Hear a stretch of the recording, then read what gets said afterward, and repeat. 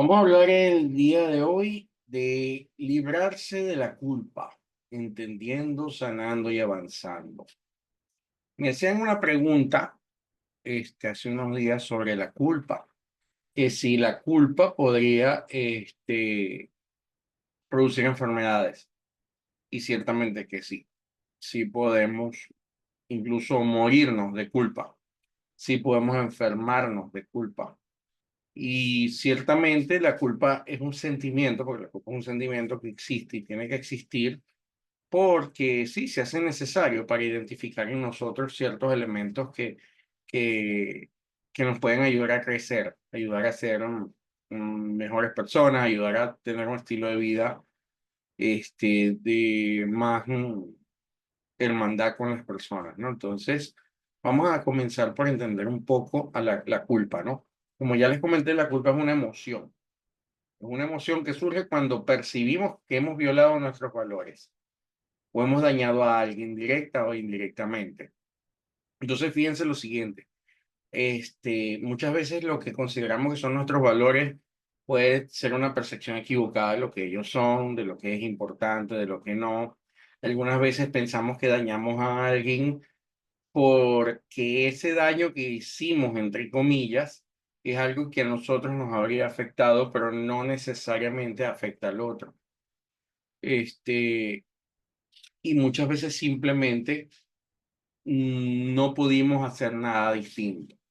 Es decir, no siempre aquello por lo cual nos sentimos mal es válido, no siempre. Entonces, es importante entender un poquito este sentimiento. Y que cuando les digo que la culpa es un sentimiento, entonces hay algo importante, ya surge de una forma automática ante un quiebre, lo que en inteligencia emocional llamamos el quiebre, es decir, ante un evento que estemos haciendo, es muy normal que venga una emoción. Lo natural es que surja una emoción, lo natural es eso. Entonces las personas cuando hablan de control emocional están cometiendo un pequeño error porque las emociones no se controlan, se canalizan. Y en algunos casos se deben sentir.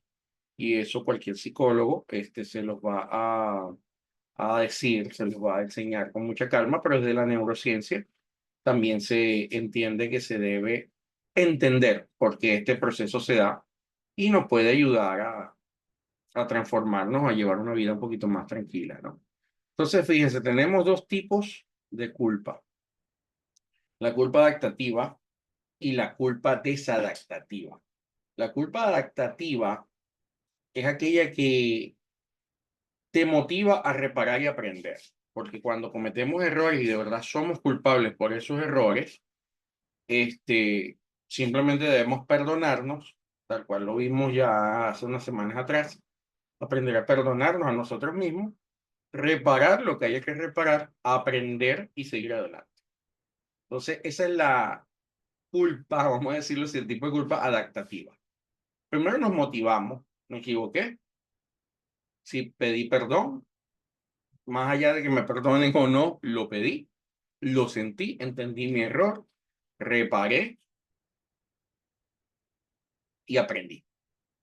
Pero está la desadaptativa, que es la culpa inconsciente, por todos los problemas con las emociones, el problema que tenemos aquello que es consciente, que somos conscientes de ello, y cuando no somos conscientes de ello, cuando es subconsciente o inconsciente. Es decir, la culpa tiende a paralizarnos, a generar un autodesprecio y bloquea la acción. Nos quedamos paralizados porque somos malos o peor aún, sentimos que no merecemos cosas porque nos hemos sentido malos por un tipo de error.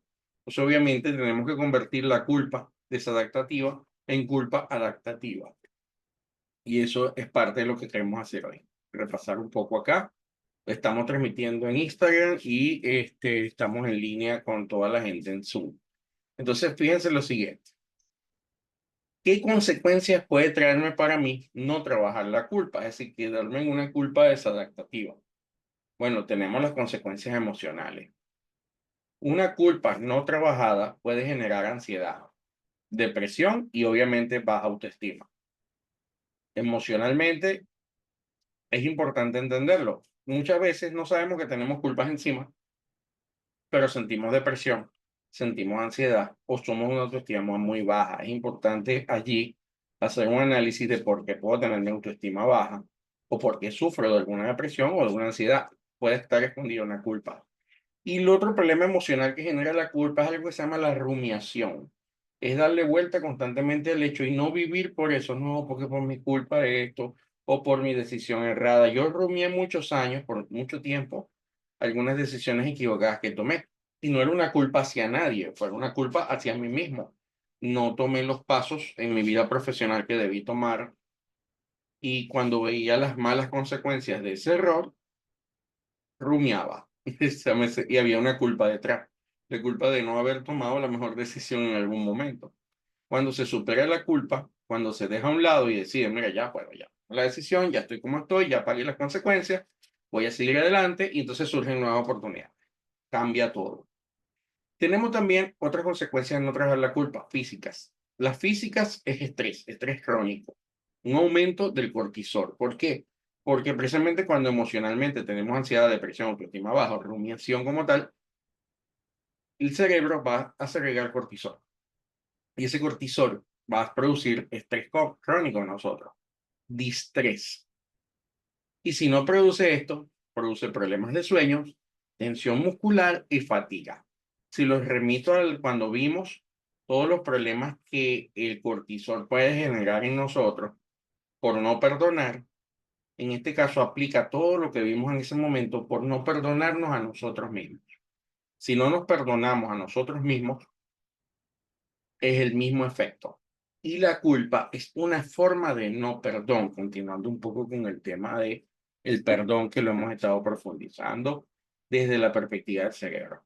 Entonces, fíjense que, ¿qué otras consecuencias podemos hallar de no trabajar la culpa? Bien, en las relaciones se generan distancias emocionales. Y distancias emocionales porque a veces sentimos que le hicimos algo a alguien o lo hicimos y ese alguien nos perdonó y nosotros tendemos a pensar de que no. Y entonces mantenemos una distancia. Sufrimos por eso.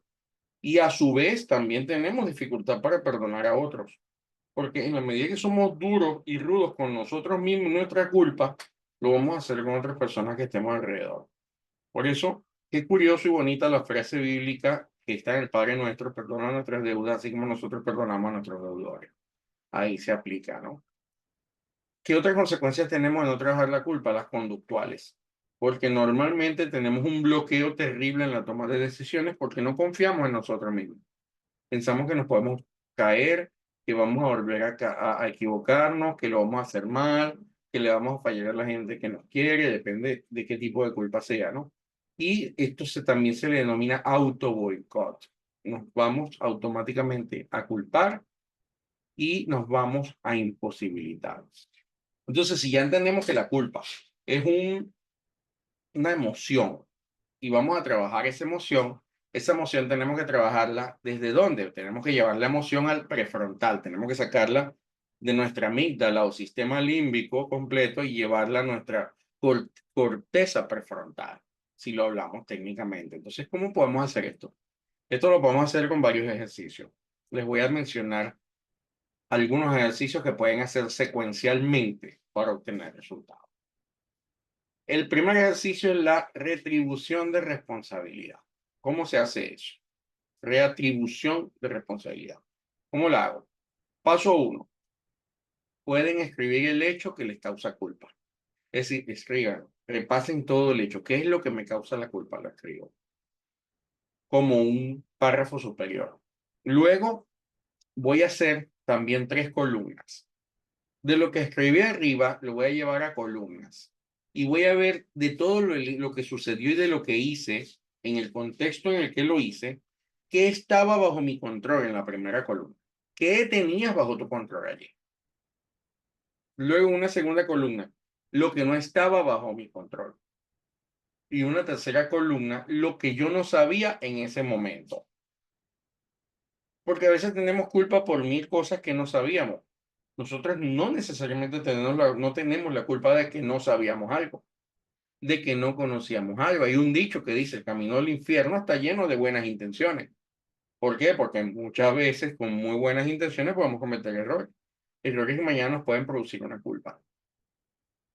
Pero si realmente no estaba en nuestras manos, si realmente hicimos todo lo que podíamos y con eso no pudimos obtener resultados o sucedió algo malo a alguien que queríamos o a nosotros mismos, aquí lo vamos a identificar. Entonces, es empezar a entender que sí, hay una culpa, ciertamente, pero la pregunta es qué estaba bajo mi control y qué no estaba bajo mi control. Porque nadie quiere que otra persona que uno ama tenga un accidente, se enferme, se muere, o etcétera. A veces tenemos grandiosas ideas que no sirven para nada. Pero que teníamos bajo control, que no teníamos bajo control y que no sabíamos. Hagan la prueba. Tomen dos, tres casos de ejemplo que les puedan generar culpa y llévenla a estos tres cuadrantes. Llévenla. Y ya una vez lo tengan escrito, reléanla. Reconozcan todo lo que pasó que no dependía de ustedes. Porque hay tantas cosas que no dependían de nosotros en muchos aspectos de la vida. Ahí, y de verdad luego te pueden producir culpa. ¿Cuántas veces algunos padres no sienten culpa porque al separarse los hijos no viven con ellos y luego te das cuenta de que estar en una condición donde, en un ambiente tóxico, donde dos padres se obligan a vivir o convivir solo porque sus hijos estén allí o tengan padre y madre? Yo conozco una persona que sus padres pasaron más de 25 años sin hablarse y vivían en la misma casa porque no se divorciaban por un tema religioso. Y la señora murió y todo, amargadísima de tener que estar con una persona a la que no quería y con la que no se hablaba y todo le decían a la hija hasta para pasar una servilleta. ¿Qué pasó con la hija? Que la hija ahora también ha sido un fracaso en su vida amorosa. Entonces, a veces pensamos que estamos haciendo muy bien y no. Entonces, estas cosas hay que tenerlas claras. Eso, si los papás o el papá que aún vive tiene culpas, él puede analizar que él hizo lo mejor que pudo. O sea, se quedó a pesar de lo que le hace. Y soportó todo, pero que lo que pasó no estaba bajo su control completamente, el control de dos. Y así miles de ejemplos, ¿no? Cuando a veces damos una instrucción equivocada y estábamos diciendo lo mejor que podíamos nosotros decir, porque nuestra experiencia tuvo una forma, pero no todo en la vida es universal. No lo que le sirve a una persona le sirve a otra. Por eso es importante que cuando una persona está en una crisis, sobre todo una crisis que es importante, fuerte, nadie, yo que estudio neurociencia y todo, yo no procuro pretender ser psicólogo ni ser psiquiatra, porque cada quien tiene sus especialidades en la vida. Y pretender a veces diagnosticar personas, darles medicamentos, decirles consejos por la experiencia propia, no siempre está bien y puede ser un error. Podemos producir un desastre absoluto en la vida de alguien, hasta el suicidio si no estamos preparados. Ah, ¿qué no sabíamos en ese momento? Que no sabíamos que no podíamos ser tan irresponsables. En ese sentido, no sabíamos que todos los seres humanos no son una fábrica de salchichas, todos iguales, no somos iguales.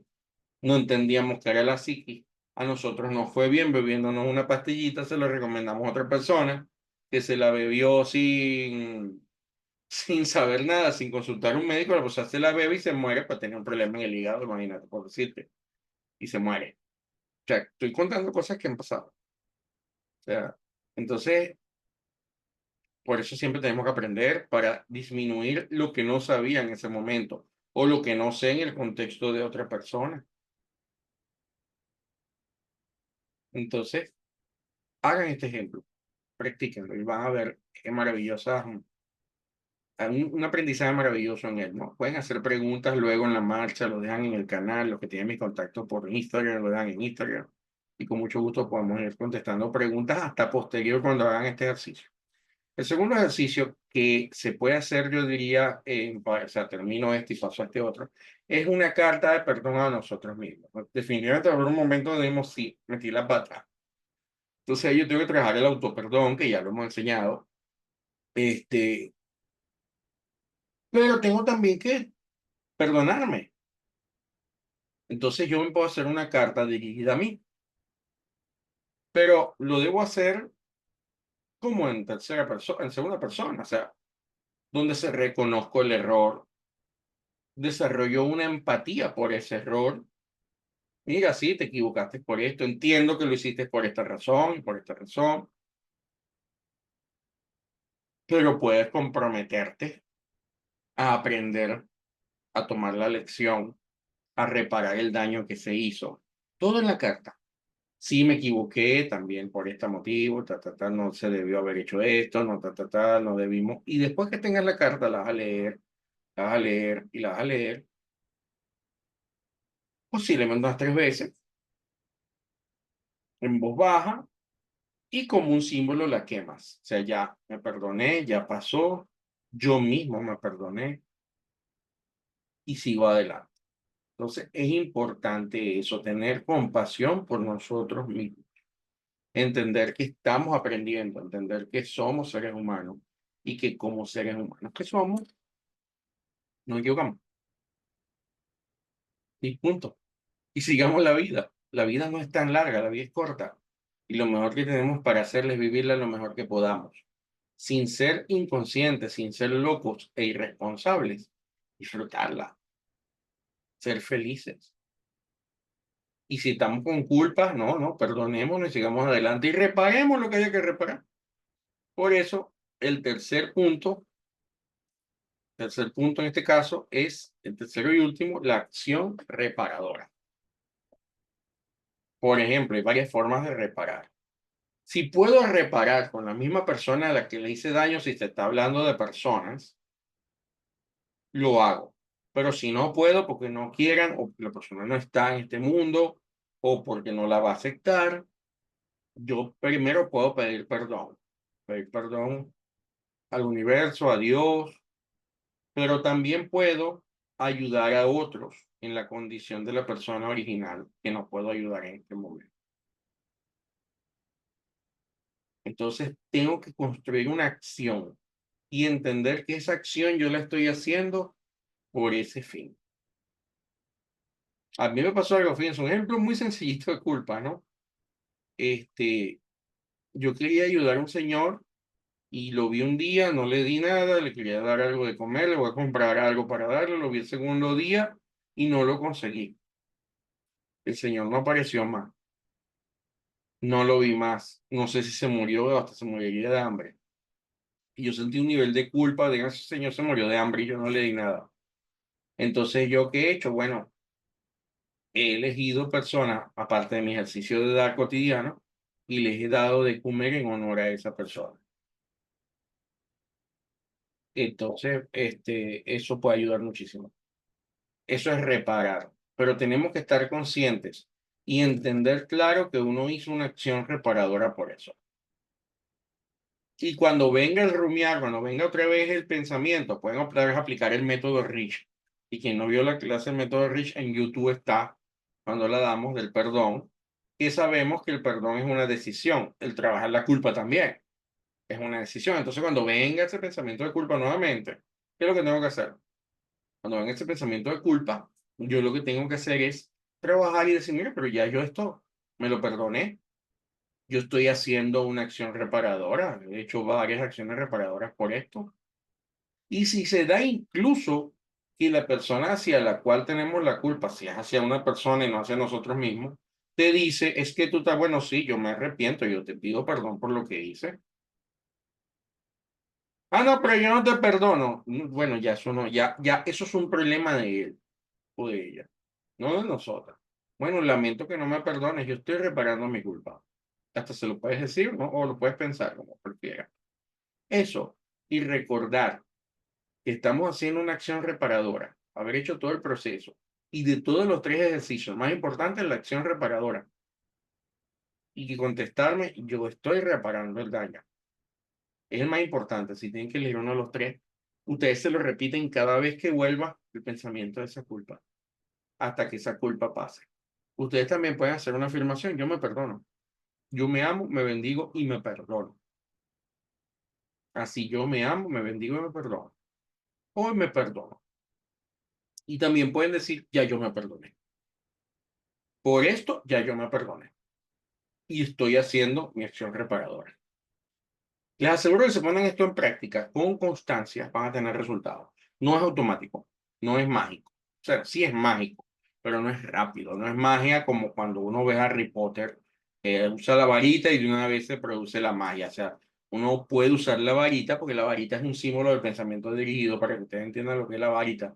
La varita es el pensamiento concentrado. O sea, uno puede usar la varita, pero obviamente los tiempos no son los mismos de Harry Potter. O sea, o de hechizada si me voy a los 60. Entonces, lleva un tiempo, pero la magia sí existe en ese sentido.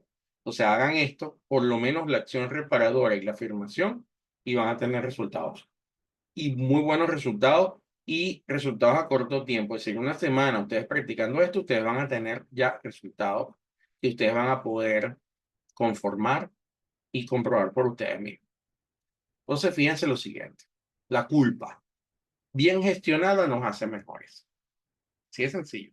La culpa bien gestionada nos hace mejores porque podemos trabajarla y ser mejores, porque la culpa viene de los errores que cometimos, a veces de errores que pensamos que cometimos. La culpa no resuelta nos encadena, nos esclaviza, nos detiene, nos congela y nos hace sufrir. El poder de soltar está en que comprender, perdonar y actuar. Si nosotros comprendemos eso y lo hicimos en el ejercicio uno, nos perdonamos, que lo podemos hacer haciendo el ejercicio Rich, que ya se los enseñé antes, o la carta, y actuamos, es decir, reparamos, nuestra vida va a cambiar. Porque es que vivimos en un mundo donde nos tenemos que equivocar, cometer errores. ¿Cuántos errores? ¿Cuántas culpas no podría yo tener por errores en la crianza hasta con mis hijos que me equivoqué muchísimo y me sigo equivocando? Entonces tengo que perdonarme porque si no voy a vivir con una serie de dolores encima.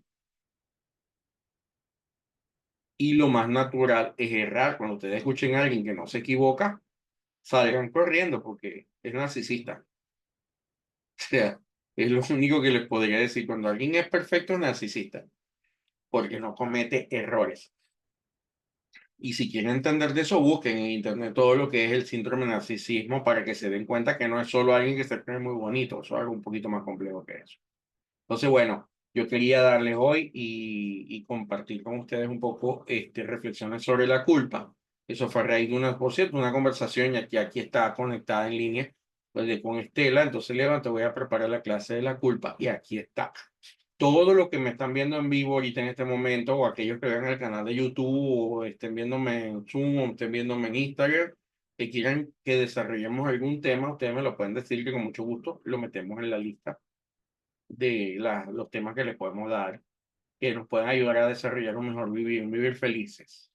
Pues repito, la idea no es usurpar los espacios de los profesionales como psicólogos o psiquiatras, ni nada parecido, sino que llevemos nosotros, los que no somos ni psicólogos ni psiquiatras, una vida bonita, tranquila y feliz. Entonces, me despido hasta un próximo video.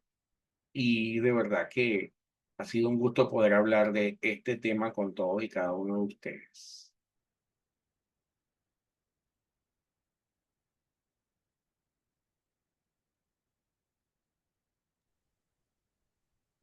Ay, Ramiro, hola.